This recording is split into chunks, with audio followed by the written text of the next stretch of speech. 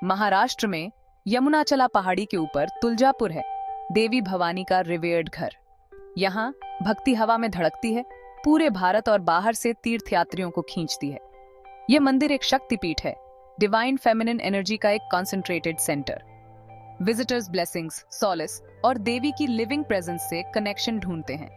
मंदिर का आर्किटेक्चर और हिस्ट्री सदियों के अनवेवरिंग फेथ को दिखाते हैं।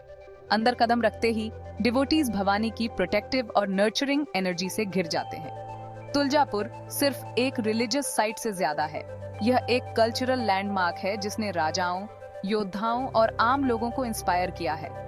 देवी को पावर, जस्टिस और मैटरनल लव का प्रतीक माना जाता है, जो जेनरेशंस को एडवर्सिटी से गाइड करती है।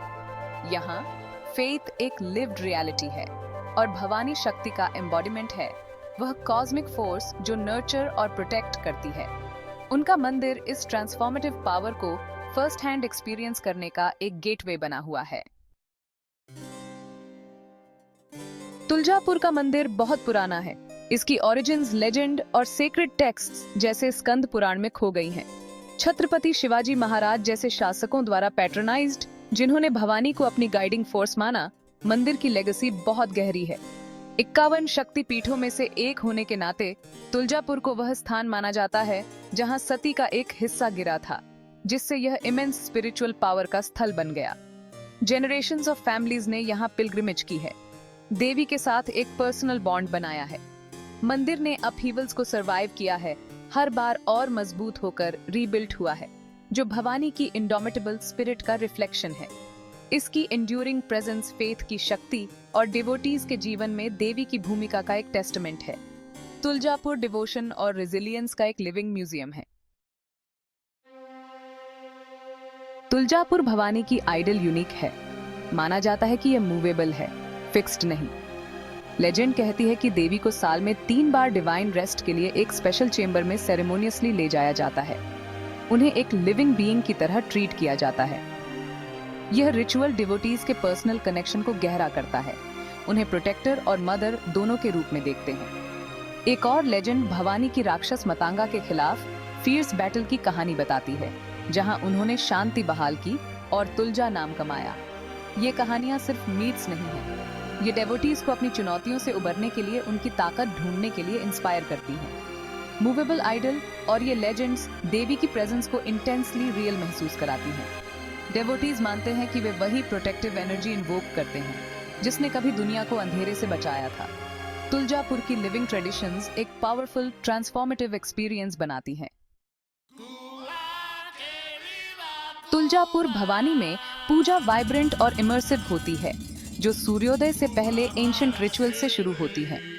मंदिर घंटियों, धूप और मंत्रों से गूंजता है, क्योंकि डिवोटीज दर्शन के लिए इकट्ठा होते हैं, एक डायरेक्ट कम्युनियन का क्षण। अभिषेक रिचुअल आइडल को पंचामृत में स्नान कराता है, जो प्यूरिफिकेशन और डिवोशन का प्रतीक है। गोंधल प्रदर्शन, संगीत, नृत्य और कहानी कहने देवी की लेजेंड्स को जीवंत करते हैं, मंदिर को ऊर्जा देते हैं। नवरात्रि जैसे त्योहार तुलजापुर को आस्था के सागर में बदल देते हैं, जो ग्रैंड प्रोसेशंस और सेलिब्रेशंस में कल्मिनेट होता है। शाकंभरी नवरात्रि के दौरान देवी को फलों और सब्जियों से सजाया जाता है, उन्हें प्रोवाइडर के रूप में सम्मानित किया जाता है।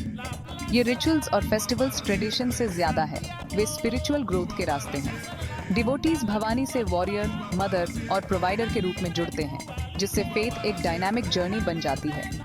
मंदिर के रिचुअल्स स्पिरिचुअल एनर्जी को अलाइव और एवर इवॉल्विंग रखते हैं।